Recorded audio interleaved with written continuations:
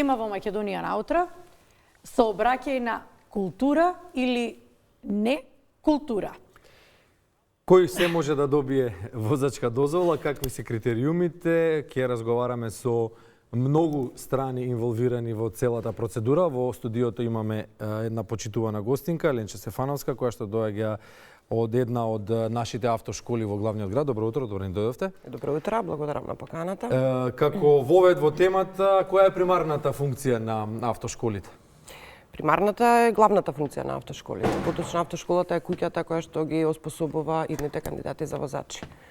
Клучот на нивното правилно оспособување за во идно време да се соодветно снајдат со сите предизвици кои што ги нуди сообраќајот. Ви оди ли од рака да ги обучите добро нашите возачи? Ни оди, си го работиме тоа со љубов, обрнуваме посебно внимание на секој кандидат, каде што има потреба се работи повеќе и инсистираме, поточно се трудиме да си ја зачуваме нашата мисија да од почеток им ги внесеме сите основни правила и прописи со надеж дека истите ќе ги пренесат и они понатаму на помлади генерации, па да ни се среди сообраќајната култура. И уште едно подпрашање, допрашање, каква е сообраќајната култура во Скопје и во Македонија? Денес таква каква што ја гледаме, за жал. А каква е таа, ќе дискутираме за кусо колишката Анита Никушева Јованчев во живо за сообраќајната култура или не, од како добро ќе се научат правилата и прописите, како е во пракса. Ани, те слушаме, повели. Да, добро утро повтору пат, се јавуваме од центарот на градот, како што веќе може да забележите. Започнува вистински оној сообраќајен метеж во централното градско подрачје. Дали имаме сообраќајна култура или не култура? Одговор бараме од Дијан Андоновиќ од Републичкиот совет за безбедност на патиштата. Добро утро, како сте? Добро, ви благодарам. Убава тема одбравме за утрово. Сме зборувале честопати на оваа тема, не е прв пат. Според последниот билтен на МВР, 212 санкции за непочитување на брзината. Убаво да подсетиме, бидејќи не само возачите, и пешаците се загрозени во сообраќајот. Па сите сме загрозени во сообраќајот, сите што учествуваме во сообраќај, а сите учествуваме, посредно или непосредно, без разлика дали сме пешаци, возачи, велосипедисти, или возиме овие нови тротинети, а на вашето прашање за сообраќајна култура, па стоиме овде каде 10 на минути во центарот на градот и јас и вие детектиравме колку ни е сообраќајната култура, ни требаат 10 на минути да видиме колку ни е сообраќајната култура, значи како се движат и не се само возилата. Ние обично го земаме тежиштето на сообраќајот на автомобилите, но еве што да кажеме за тротинетите, велосипедистите, мотоциклистите, пешаците, кои се најмасовна и можеби најнедисциплинирана група на учесници во сообраќај. Генерално сообраќајната култура и подигањето на јавната свест е суштината на безбедноста во сообраќајот.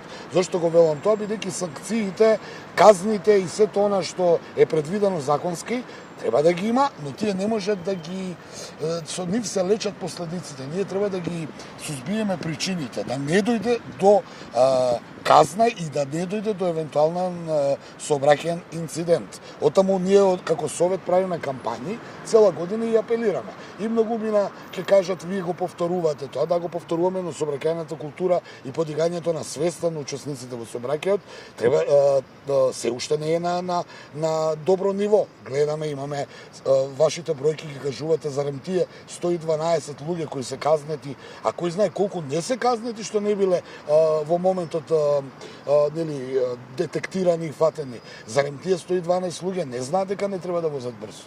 Знаат. Но зошто возат брзо? Затоа што немаат сообраќајна култура и затоа што немаат јавна свест. И велат, не гледаат дали се они во опасност и во опасност другите во сообраќај, туку гледаат дали некој ќе ги казне. Еве, денеска не ве казне, ќе ве казнат задутре.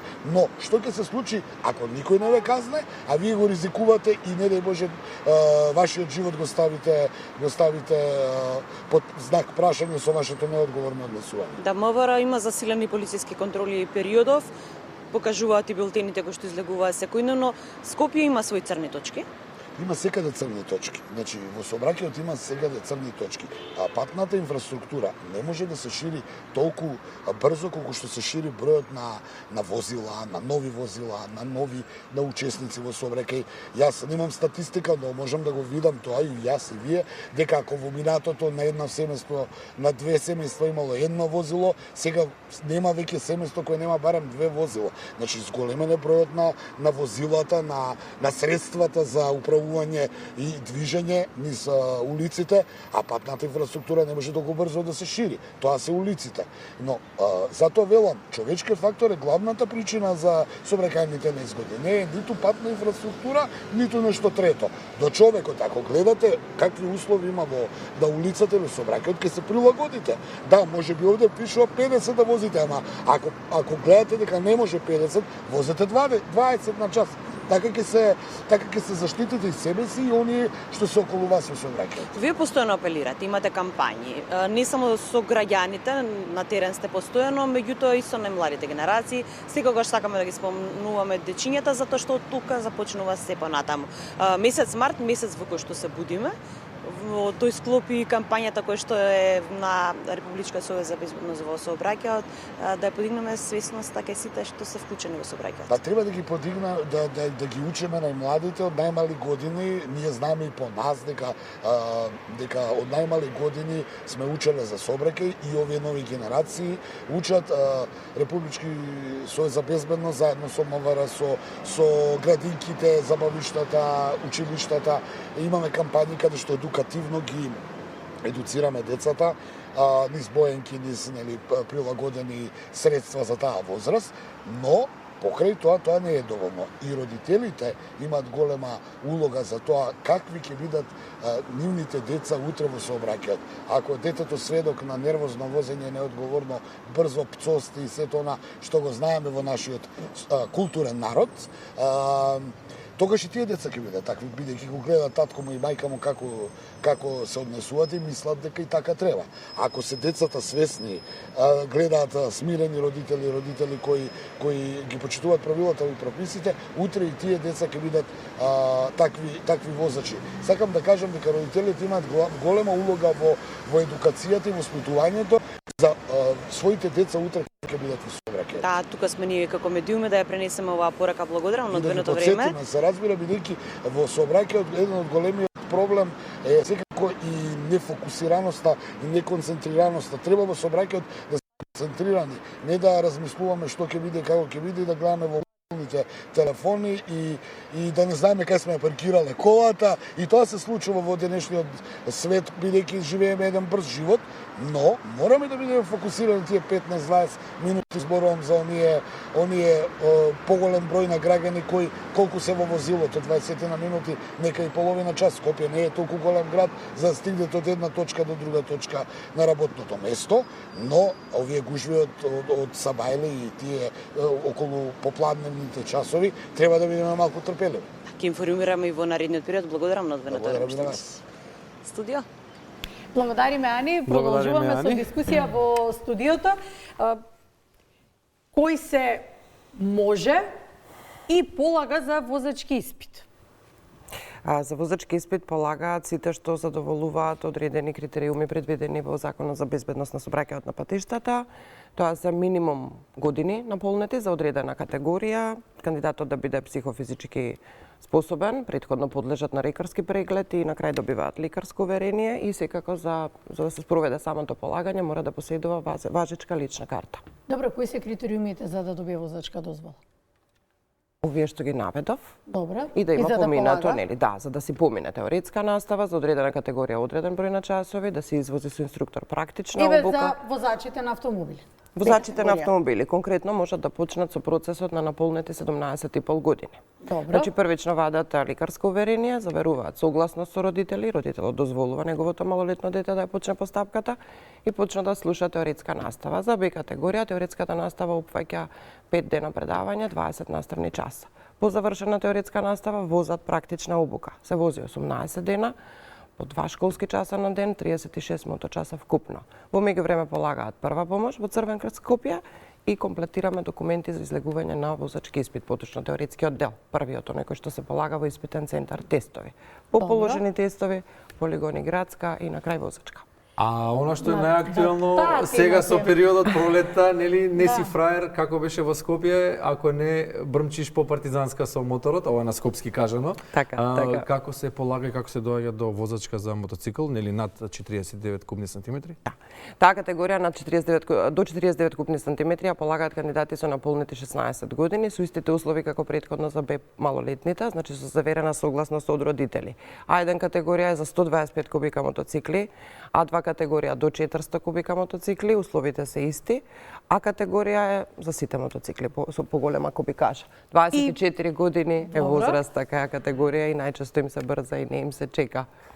Да, тоа ни исто тема, им се брза, не им се чека, а што е тренд моментално се повеќе жени Се полагаат повеќе за... жени полагаат за мотоцикл. Да. Ланската година малтене избеше бројот на мажи и жени кандидати кои што станаа возачи за категорија. Да кажам тешко нас или блазе си ни Блазе затоа што блазе нас затоа што ќе конечно ќе се воведе ред и во сообраќајот. Како Дамите тоа ќе го тешко поведат редот. Па не, добро, мислам, знаеш Колега, ќе ве молам, кога внимателно бидете ги зборовите. кога ќе Ајде преземат сега. дамите. Жените Кога се сме- совесни возачи, статистиките Така. покажуваат дека далеку помали се Ништо без бројките на жени. сообраќајни Ништо нешто без кога жените. возачени. Сега, кога сме ке бројките кај сообраќајните прекршоци, за жал имаме се уште високи бројки. Ги споменавме младите на кои што им се брза и не им се чека за да добијат возачка дозвола.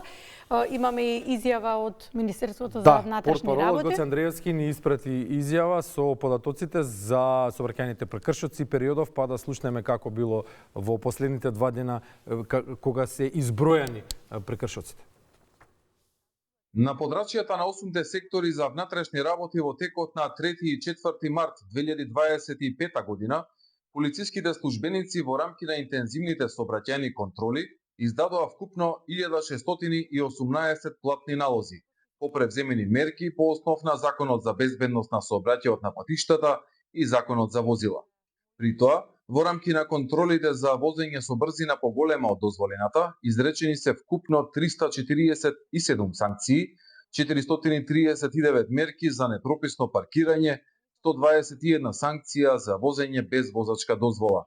Изречени се 107 мерки за некористење сигурносен појас, 76 санкции за користење мобилен телефон при возење, 16 мерки за возење под дејство на алкохол, 6 санкции за менување на затворен сигнал или црвено светло.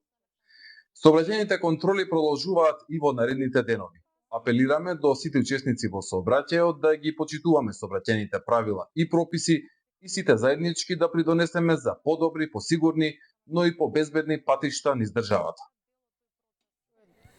Да, еве се отвори Дискусија во студиото не престанува. Што се учи на подготвителните часови за возачка?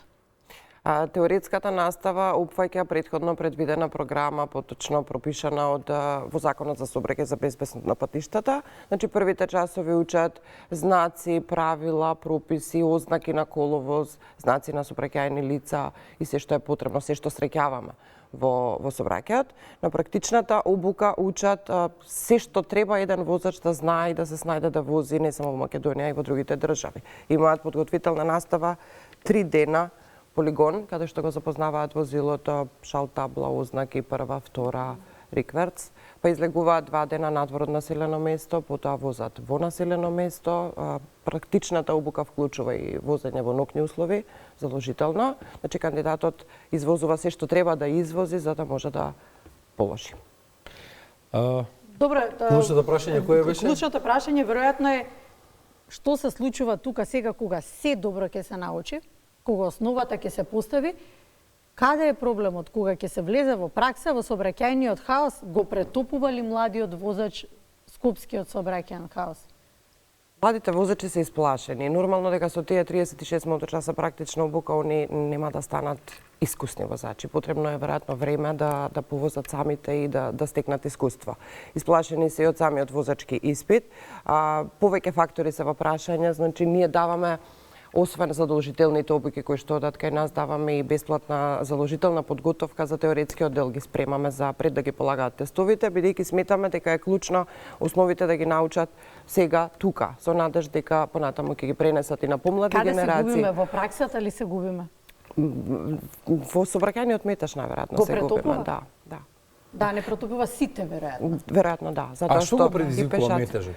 Еве, велите автошколите ги учат кандидатите. Правилата, нели, за да се добие возачка дозвола, треба да се научи теоретскиот и практичниот дел. Така, што е моментот кој што го создава хаос? Преголем број на возила на територија на град Скопје, претпоставам и во другите градови, инфраструктурата, улиците. Ова се прашања за повисоки дистанции, не се на моја. Добро, тоа се фактори, веројатно. Да, претпоставуваме тоа. Да, веројатно како што вие ги човек чисто ве прашуваме, не дека тоа е конечниот одговор. Па не одговор. функционално со велосипедски патеки, тротоари, паркирани возила на места каде што треба да се вози, да се растерети сообраќај. За станувањето во првата лента, однесувањето на луѓето. Огромен проблем, да. Однесувањето на луѓето, перцепцијата. И луѓето е како фактор претрчување на улица. Преку жардинирите. Еве, не ги споменавме, треба да ги споменаме. Добро, заседно ќе го одговориме прашањето за Испитен центар ќе одиме прво. за профилите на возачи и на учесници на сообраќајот, но кој положил од прв пат? Јас, Бранко, ти? Не од втор пат. Ајде да видиме зошто ти од втор пат, ја од прв пат. Апсолвирано е. Па вие сте дама, вие кај вас нема, вие сте безгрешни. Не, тоа си немаше Вие сте врска, безгрешни. ниту со едното, ниту со Кој другото. кој на кого му чува стража на паркинг кога излегува со возилото? Се извинувам. Одиме се испитен центар да видиме што велат тие и како се доаѓа до возачка дозвола. Која е процедурата при спроведувањето на еден возачки испит?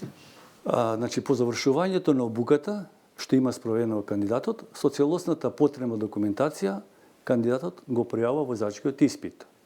Самиот возачки испит се состои од два дела: полагање на теоретски дел и полагање на практичен дел. Теоретскиот дел се полага по електронски пат, каде што самиот софтвер си ги генерира потребните прашања што треба да ги одговори самиот кандидат.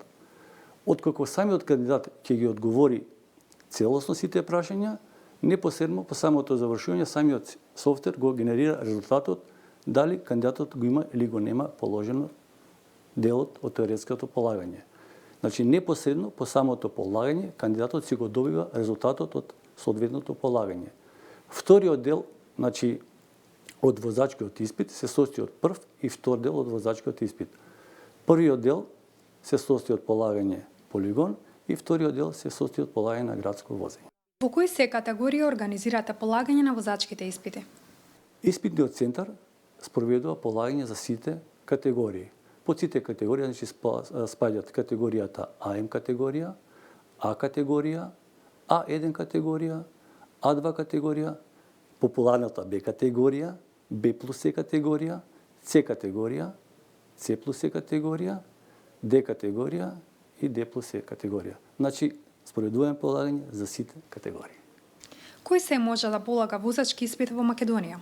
Кои услови и критериуми треба да бидат исполнети? Согласно членот 272 од Законот за безбедност во сообраќајот, право на управување со возило може да се стекне лице кој ги исполнува следниве услови. Под број 1, значи да има наполнето минимум години возраст за да може да биде вклучен при самото полагање. Под број 2, да е здравствено и психофизички способно за да управува со моторно возило или народно кажано да го поседува соодветно лекарско уверение.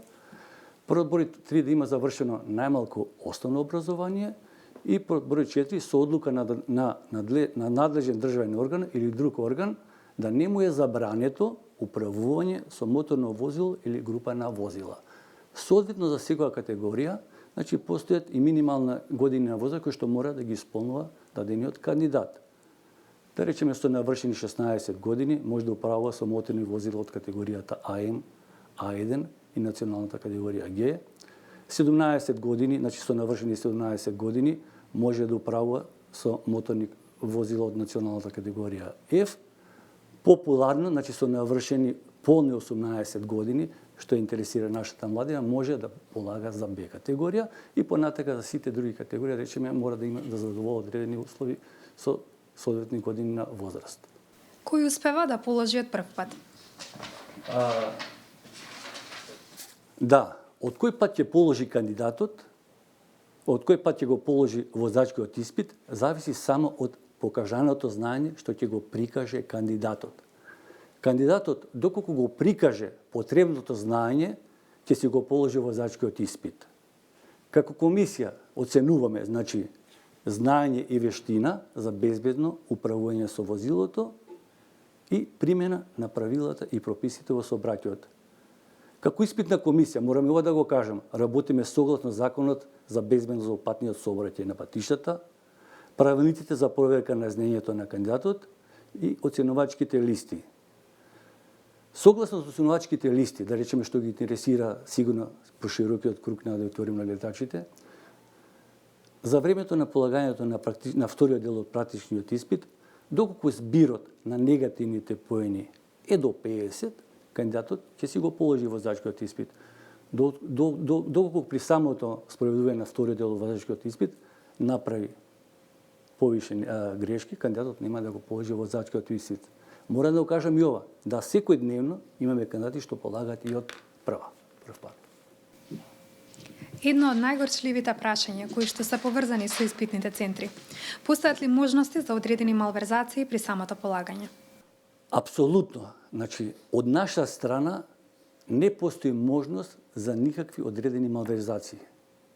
Значи, секој дел од возачкиот испит, почнувајќи од теоретскиот дел, практично, дали се работи за полигон, дали се работи за градско возење, покриено е со аудио и видео надзор, каде што самиот испит се снима од почеток и крај.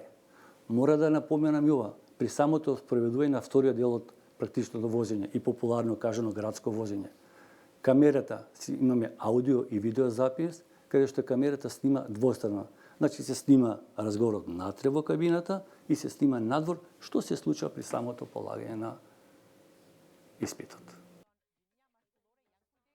Вечето прашање, вечето Вечните дилема. две дилеми, дали има кандидати што полагаат од прв пат и дали има простор за малверзации во полагањата. Го слушнавме одговорот од оние кои што ги спроведуваат полагањата, а сега да слушнеме одговорот на истото прашање од оние кои што ја спроведуваат обуката и подготовката. Дали постои и во вашиот домен простор за малверзација? Дали може некој кандидат да не доаѓа на часови, да му биде запишано дека дошол, да си помине? И ред други типови на Ова беше малверзации, наједноставната, што ни дојде врски, на прва. Апсолутно не. Значи, сите настани што ги прават кандидатите, вклучувајќи теоретска и практична обука, исто како и во испитниот центар, така и во автошколите, законски се снимаат аудио и видео. Тие снимки мора да се чуваат одреден рок и институциите кои што вршат контрола можат во било кое време да дојдат и да проверат. Значи, се возат сите часови, се вози времето предвидено, можност за малверзации не постојат никакви. Дали е доволна практичната обука? Или треба нешто да се промени? Размислувате за одговорот колешката Александра Максимовска на оваа тема. Дали е доволно се она досега што е воспоставено како правило за кој што зборувавме досега, или треба можеби да се променат правилата со оглед предизвиците секојдневни сообраќајни кои што ги живееме, Александра? Да и се извиниме само на Александра, бидејќи се изначека на линкот, така е Александра во Скопје, гужва во сообраќај од гужва на секаде. Добро утро по втор пат. Добро утро, не е проблем овде, времето е толку убаво и пријатно и ова малку чекање не представува никаков проблем, туку задоволство. Моментално се наоѓаме ние на полигонот во Битола. Досега имаше неколку возила кои што вршеа обуки на кандидатите, меѓутоа заврши обуката и замина, па можеме слободно да продолжиме со разговорот со нашата денешна гостинка, која што ќе ни каже со какви предизвици се соочуваат автошколите и дали кандидатите имаат вистинска желба да научат да возат или на обуките гледаат само како на време кое што треба да го поминат за да дојдат до полагање и да се стекнат со возачка дозвола. Добро утро, Моника. Кои услови, еве за почеток ќе почнеме со основните прашања, кои услови треба да ги исполнува еден кандидат за да може да започне со обука? Точно така, за да се започне со обука, значи треба пред се кандидатот да е полнолетен, да поседува лична карта и пред се треба да има исто така извадено лекарско уверение со нагласок за возач, значи за категоријата што ќе полага. Конкретно првин се почнува со Б категорија. Може исто така, значи кандидатот и на 17,5 години да почне да се способува. Пред се исто така треба да има, значи, лична карта и да поседува писмена согласност од родител или старата. Така, обуката се состои од теоретски и од практичен дел. Колку време е потребно за да се поминат овие две обуки? Значи теоретскиот дел е составен од 20 наставни часа или тоа е 5 дена по 3 сати, од кои во тие 3 сати не се континуирано, значи предавање 3 сати, сати 20 минути имаме предавање, па му даваме кратка пауза околу 20 минути и сати 20 минути уштедно предавање. А веќе практичниот дел имаме 36 моточасови или тоа е во 18 дена по 90 минути. Од кој, значи, тука практичниот дел ни оди по план, по заклучно со обуката, значи, првично 3 дена му се почетна подготовка, потоа, значи, предвидено е да се движиме на отворено, значи, за одржување на правецот, за, значи, контролирање на брзината, пошто има ограничување. Кандидатот во текот на обуката не може да се движи под 30 км на час и не може да се движи над 40 км на час, заради тоа што под 30 ако се движи 20-25 има пречки за врзување во сообраќајот, а веќе над 40 ја пречекорува тој брзината, не е доволно подготвен за да може, значи, да има контрола над возилото. Така. Во последно време се почести се сообраќајните прекршоци, сообраќајните незгоди. На што се должат овие случувања? Дали може би најчесто се помладите оние кои што ги прекршуваат правилата? Дали може би не се доволни овие 18 денови на практична обука за еден кандидат? Дали може би е потребно да се зголеми обуката? Да, може да се види, значи, дека во последно време има многу млади, значи, возачи и шофери што не се доволно дообучени, а веќе се вклучени во сообраќај и затоа тие, значи, сообраќајни прекршоци или незгоди настануваат, значи, на терен. Обуката му е 18 дена 36 часа, ама има кандидати што доволно му е обуката, значи, од 36 моточасови, ама има кандидати што треба, значи, дополнително оспособување. Значи, треба, по моја препорака, значи, пожелно е да се зголеми тие моточасовите, значи, да биде 21 ден или пак најмногу 24 дена, за да може кандидатот да има 42 моточасови или пак 48 моточасови, за да тој, значи, се да обучи. Заради тоа што ова не е некој материјал што тој ќе го научи напамет и ќе го применува, туку е техника на управување. Колкото што повеќе ќе има изминато километри, ќе стекне поголема пракса и ќе биде подобар учесник во сообраќајот, значи, од тие со помал број часови, пошто имаме кандидати што доаѓаат, значи, претходно, значи, со некое знаење од дома, кажано, брат, сестра, значи, или родители. Без разлика, тој дека го има тоа знаење, јас мора, значи, по програмата што ми е за работа да му го пренесам, значи, моето знаење и мора тој да ги применува моите, значи, работи на терен. Не може, значи, тој то дома што го има научено да го примени на терен, пошто нема, значи, добар квалитет да има нашата обука. Така, значи, потребно е зголемување на задолжителните часови во практичниот дел. Меѓутоа постојат и дополнителни часови. Кога е потребно тие да се земат? Значи, веќе кандидатот, моментално како што имаме 18 дена 36 часа, има многу слаби кандидати, што не му е доволно, значи, бројот на часови за тој да се оспособи и да влези во сообраќај. По завршувањето на обуката, веќе тој почнува да зема дополнителни часа, пошто полагањето му е поделено на 3 дела. Има теоретски дел за полагање, прв практичен дел полигон и втор практичен дел градска. Кандидатот претежно, значи, зема часови 1 или 2 на полигон, повеќе часови зема за градска, заради тоа што имаме многу голем број, значи, возила и метеж во сообраќајот, така да мора да биде дообучен, за да тој го нема тој страв што го имал на почеток. Така, каде најчесто грешат кандидатите? Што им е она најтешко што треба да го совладаат за време на практичната обука? Значи, конкретно гледано, најтешко се греши при дејство обиколување, заради тоа што има многу несовесни шофери и возачи, што на сама, например, крстосница, на само вртење го има паркирано возилото на 4 покажувачи. И сега, ние тука треба тоа возило да го обиколиме и да влеземе во спротивен правец. Тому е еден момент најтежок на кандидатот, што го фаќа паника, што не може, значи, да изреагира брзо, за да може да го направи тоа действие. Исто така при свртување на крстосница лево-десно. Значи, кога нема возила, тој го успорва движењето на возилото и дава доволно добар лак за да може да се вклучи, значи, во крстосницата или пак да се исклучи од неа. Ако има пред нас возило или пак да има до нас возило паркирано исто така непрописно, тој значи исто така има тука отежнување на самата крстосница, нема доволно видик, па оди понапред, значи тука се тие проблеми. Моника, за крај сосема накратко во интерес на времето, дали е тешко да се биде жена инструктор во денешни услови? Значи, еве, јас во оваа професија сум веќе 5 години, за мене не ми представува голема тешкотија, сепак секој почеток е вистина тежок, ама ако си ја сакаш работата, значи и си работи со љубов, нема никаков проблем да има. Благодарам. Ви благодарам. Студиот, тоа беше разговорот со нашата женска возач инструктор Моника Котевска на денешната тема. Александра, ти благодариме, а ние во студиото ќе констатираме, значи, дека испитниот центар во Битола подолго време не работи, значи, и немаме одговор на тоа зошто не работи, еве нека биде ова неофицијално. Да. Па може би и работи, За жал нека не успеавме да добиеме тие одговор. што нека не демантираат надлежните дали зошто, како и колку зошто и работи или не работи испитниот центар во Битола. Ајде да се навратиме на силно што се обидовме и ни вратија со одговори, со работка. Благодариме се разбира на соработката во контекст на тоа дека од некои чинители не успеавме воопшто ни контакт да добиеме.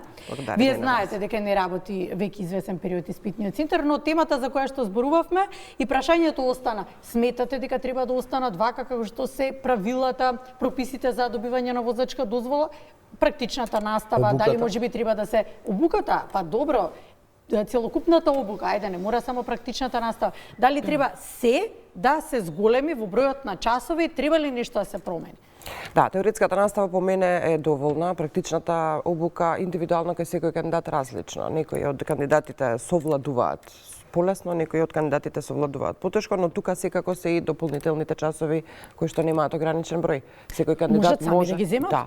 Апсолутно. На нивно барање? Да. Секој кандидат по завршена обука, доколку се чувствува дека не е доволно подготвен и по препорака и совет од инструкторот, може да се доплати и земе уште неограничен број на часови, додека не се почувствува спремен. Може би и редовната обука треба да претрпи измени или да се зголеми бројот на часови. Да, за да не оставаме на индивидуата и на незината свесност и совесност само да решава, туку едноставно се наложи се со цел да се зголеми квалитетот на возачот. Во контекст на тоа зборувавме колку се нетрпеливи младите. Некој бара дополнителни часови? Има деца кои што, да, самите сакаат да возат дополнителни часови, бидејќи не се чувствуваат спремни. Има деца кои што не возат, бидејќи очекуваат дека нема да положат. Индивидуално. Да, Ние секако ги даваме советите онака како што се, ако не е доволно подготвен, даваме препорака колку и што треба да се довози, на што треба да се поработи. Да видиме каков е билансот во Велес, бројот на сообраќајките, бројот на сообраќајните прекршоци и незгоди. Колегата Петар Печков го имаме во живо, ќе ни се јави и ќе ни ги соопшти параметрите. Да, Бранко, подотоците во однос на сообраќајната култура или некултура ги има портпаролот на СВР Велес, Билјана Ѓаковска, со која што разговарав на темата колку се почитуваат тие сообраќајни правила и прописи и што сообраќајната полиција превзема како превентива за да се подигне свеста на возачите и учесниците, и не само возачите, туку и пешаците. Предлагам да слушнеме изјавата на Ѓаковска. За поголема безбедност во сообраќајот, а со цел подигање на нивото на сообраќајната култура, како и намалување на бројот на сообраќајни незгоди. СВР Велес, преку Одсекот за превенција и полициската станица за безбедност на патниот сообраќај Велес, во континуитет реализираат превентивни активности насочени кон поголема безбедност во сообраќајот, почнувајќи од превентивни активности наменети за граѓаните како пешаци во сообраќајот, исто така и кон возачите. За таа цел, во изминатата 2024 година, реализирани се вкупно 158 превентивни активности во делот на сообраќајот. Значителен дел од тие припаѓаат на сообраќајни едукативни предавања работилници, кои што се наменети за децата, како од предшколска возраст, така и со учениците од основните и средните училишта, за безбедно одење и враќање од училиштата, каде што преку соодветна наменска презентација се запознаваат со сообраќајните правила и прописи кои што треба да се почитуваат, со цел да не дојде до несакани последици за нивно безбедно доаѓање и заминување од училиште, а исто така и за време на нивните слободни рекреативности. Едукативните предавања за време на се реализираат исто така и за време на матурските прослави, кои што се наменети за матурантите, односно за младите возачи како учесници во сообраќајот. Имаме превентивни активности насочени кон сите учесници во сообраќајот на темите стоп за возење под дејство на алкохол, управувај безбедно со земјоделски машини, паркирај слободно, паркирај одговорно, стоп за возење брзо, односно брзото возење загрижува, брзото возење убива, вози одговорно, вози одморен и така натака, каде што преку непосредна комуникација со учесниците во сообраќајот им се укажува за опасностите во сообраќајот, доколку не се почитуваат сообраќајните правила и прописи, а воедно се делат и едукативни печатени материјали изработени од Републичкиот совет за безбедност на сообраќајот на патиштата. Што покажуваат бројките на сообраќајните несреќи во Велешко за изминатата 2024 година, што се тие споредбено со 2023 година? Вака, значи, според статистичките податоци со кои што располага СВР Велес, во 2024 година има вкупно случаи 278 сообраќајни незгоди, за разлика од 2023 година, кога има регистрирано вкупно 307 сообраќајни незгоди, со што се бележи намалување од 9,5% на случајни сообраќајни незгоди. Сообраќајни незгоди со потешки последици се вкупно 131 во 2024 година, споредбено со 2023 година, каде што се имаат случајно вкупно 138, што значи дека бележи и овдека намалување за околу 5%. Од кои последици, односно настрадани повредени, се вкупно во 2024 186, за разлика од 2023 каде што имаме настрадани, односно повредени 224 лица. Ова се податоци, да бидеме појасни, за подрачјето на Велес, оглед покривате подрачје и за Кавадрец и Неготино. Да, ова се податоци за подрачјето за Велес, Градско, Чашка. Дали преземените едукативни активности даваат резултат за учесниците на сообраќајот? Тоа е она што сега баш и го потенциравте. Имате намалување? Па најдобар показател за успешноста на реализираните превентивни активности или едукативни работилници и предавања се и овие статистички податоци кои што веќе ги спомнавме за случајни сообраќајни незгоди, каде што од година во година се гледа и се приметува дека има намалување на сообраќајните незгоди. Воедно ја користам оваа прилика во име на секторот за внатрешни работи Велес и упатувам апел до сите учесници во сообраќајот да не ги потценуваме ризиците во сообраќајот, да се зголеми свесноста за почитување на сообраќајните правила и прописи, да се грижиме за пешаците, да се грижиме за децата, да чуваме нашата иднина. Тоа беше Билјана Ѓаковска, портпарол на СВР Велес. Слушнавме дека минатата година со 158 превентивни активности, едукативни настани, се дојде до намалување на сообраќајните несреќи за 10%. И тоа е било се за ова Велес овој ден. Почнав во 7 часот и 20 минути на -2 степени, во безмалку 9 часот стигнавме на +3 степени. Бранко? Тоа е тоа, колега Печков. Температурните разлики ни се исто така раздвижени како и нашиот сообраќај. Благодариме за јавувањата од Велес. Ние во студиото кратко прашање пред да одиме во Охрид. Што мислите за предлогот на секој на одреден период, нека не биде пократко, нека биде на секој 5 години се воведе неформално, но задолжително тестирање на возачите со полицаец во автомобилот да извозат еден круг по скопските улици. Колку ги применуваат правилата тие кои што ги научиле? Какво помнење имаме, каква меморија сообраќајна? Ба, јас прв пат слушам и тоа звучи. Но овој наш предлог, немаше каде да го слушнете. Одличен би е предлогот. Би било продуктивно, верувам. Да, предлогот е одличен. Може да ги проверуваат колку се запамтило и дали нели се придржуваат до правилата и прописите кои што им биле. Изгора на тоа и возачите ќе се доближат до полицајците, ако ништо друго. Со тоа едно кругче извозено низ градот. Так, верувам. Да. Добро, секоја професија си има, народски знаеме да кажеме, своја деформација, така и можеби вашата професија како учесници во сообраќајот, вашето око е поизострено од нашето, па можеби забележувате повеќе прекршоци кои што не се забележливи и ќе ве прашам најдиректно какви профили на возачи имаме? Секакви профили на возачи имаме. Како што беше претходно спомнато, имаме возачи кои што возат со телефон во рака, гледаат во телефона, не би требало.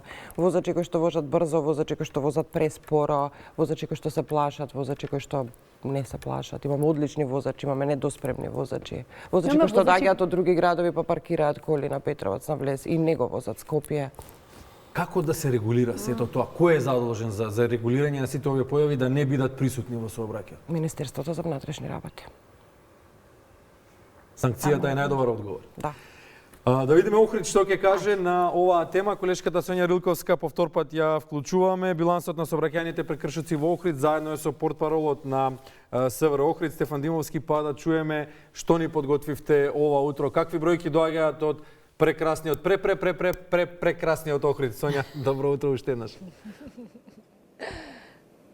Така е, Бранка, добро ви утро уште еднаш. Во нашиот војни разговараме со портпаролот на СВР Охрид, токму на темата која што вие отворивте.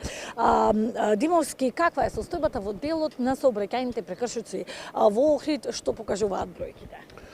Добро утро, поздрав до гледачите на македонската телевизија и до вашата екипа. Она што сакам на сам почеток да го кажам е дека бројките всушност говорат се. Имено од почетокот на годинава на подрачјето на Охрид случајни се 15 сообраќајни незгоди, во истиот период лани имало 14 регистрирани сообраќајни незгоди, во кои за среќа нема жртви. Инаку, кога сме веќе кај бројките, еден осврт кон целата 2024 година, кога на подрачјето на Охрид случајни се 280 сообраќајни незгоди со 5 жртви.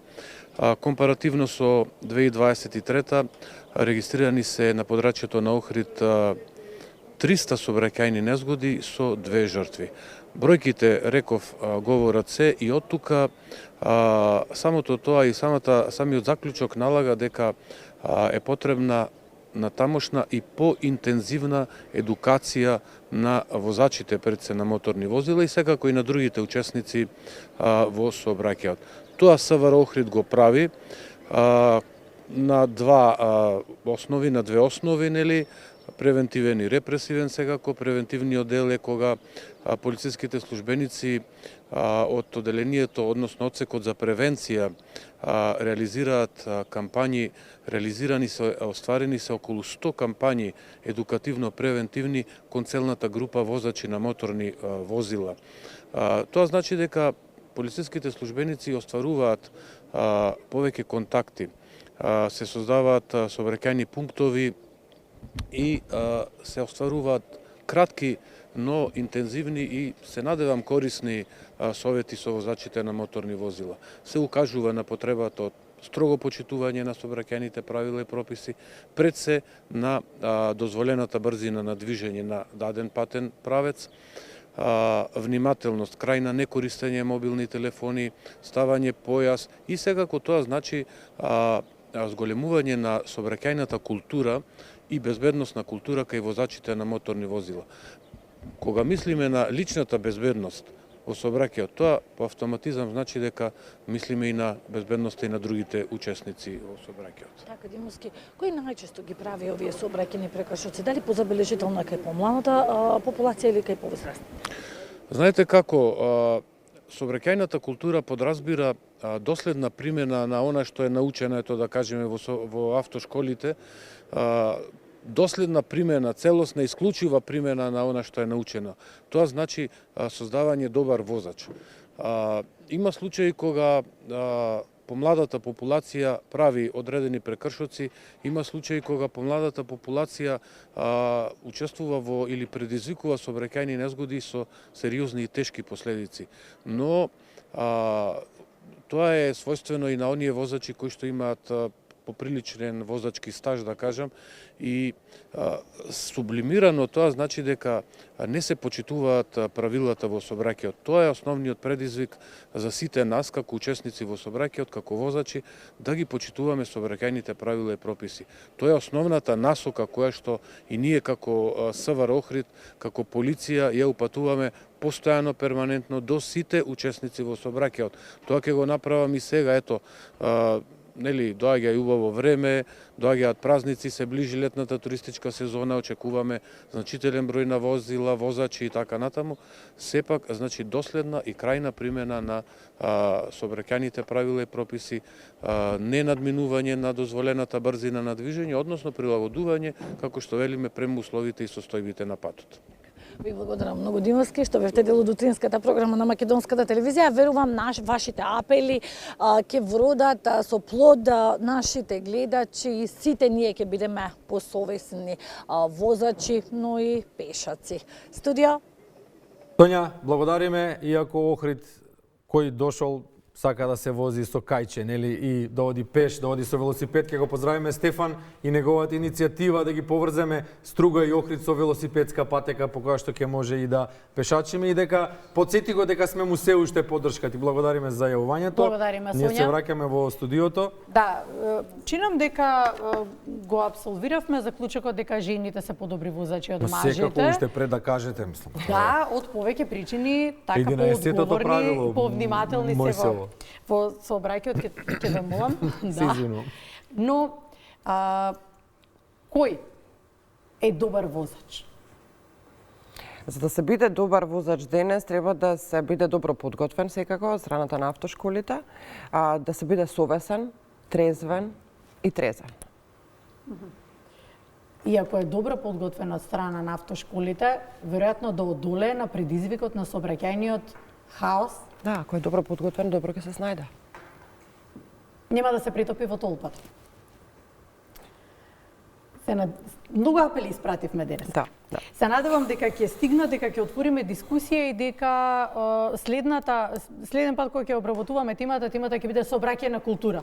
Нема да има преставка. Тоа не ќе го избришеме од наслов. Сите го посакуваме тоа. Благодариме уште еднаш што бевте гостинка ова утро.